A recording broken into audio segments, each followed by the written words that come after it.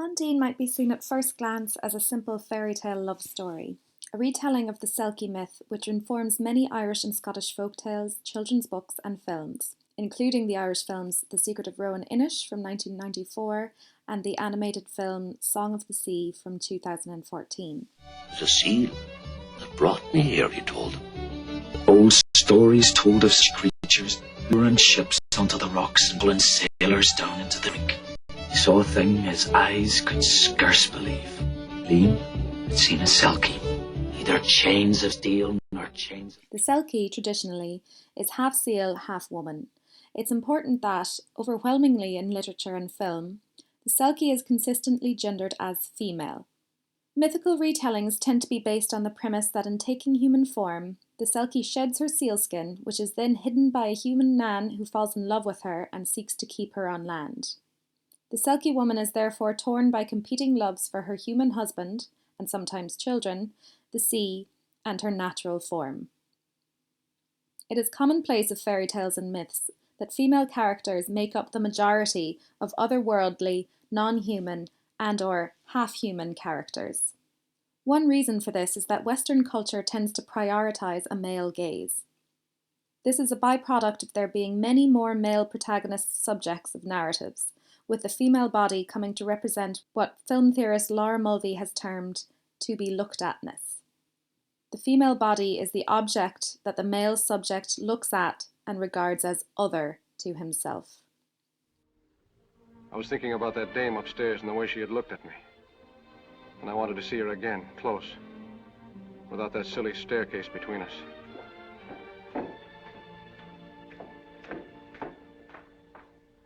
I wasn't long, was I? Not at all, Mrs. Dietrichson. Hope I've got my face on straight. It's perfect for my money. Neff is the name, isn't it? Yeah, 2 F's, like in Philadelphia, if you know the story.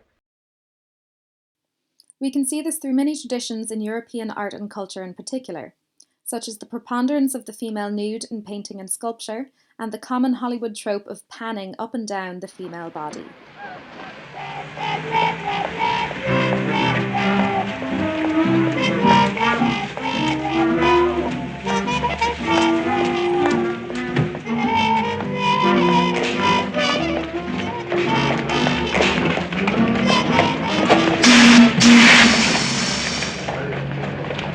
Look at that! Look how she moves. That's just like Jell-O on springs. Must have some sort of built-in motor or something. I tell you, it's a whole different sex. What are you afraid of? Nobody's asking you to have a baby. Women are overtly sexualized in Western visual culture more so than men have historically been. They have been represented as something to be regarded, not as the body who regards. They are other to man with a capital O. And as such, mythical narratives have tended to be concerned with either normalizing this difference by containing women within the domestic sphere. We see this in film genres like the rom-com, or monsterizing them in narratives that play up female bodily difference from men. So, we get tales of fairies, mermaids, selkies and the likes on one end of the spectrum, with witches, hydras, aliens, etc. on the other.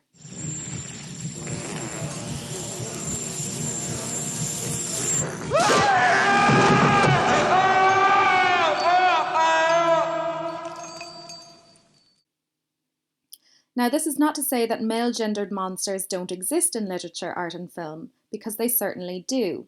As a side note, it's interesting that one of the most famous examples of male monstrosity, and indeed the first of the modern era, is Frankenstein, and this male monster was dreamed up by a female writer, Mary Shelley. But there is something particularly unnerving, perhaps, or that is, at least, supposed to be unnerving, about the inhuman or not fully human female other on film. And it's been used to great effect in narratives that challenge the very idea of reality and human nature. This is perhaps because the female body is the site of reproduction, where, we know, 2 different strands of genetic information combine to make one. The female body shows, or monstrates, proper human propagation.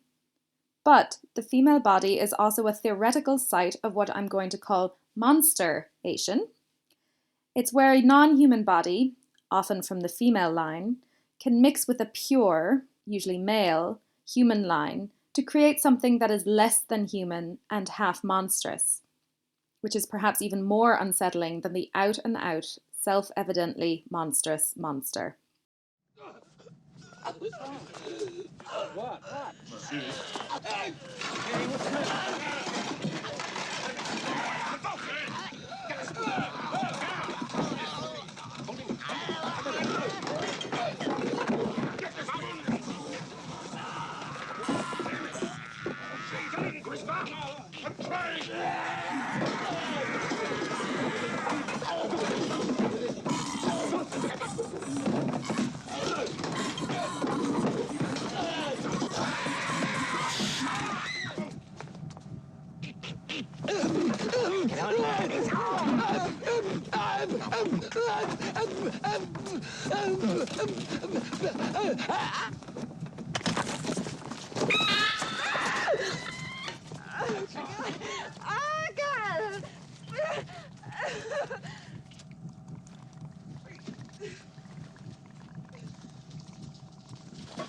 No. Don't touch it! Don't touch it!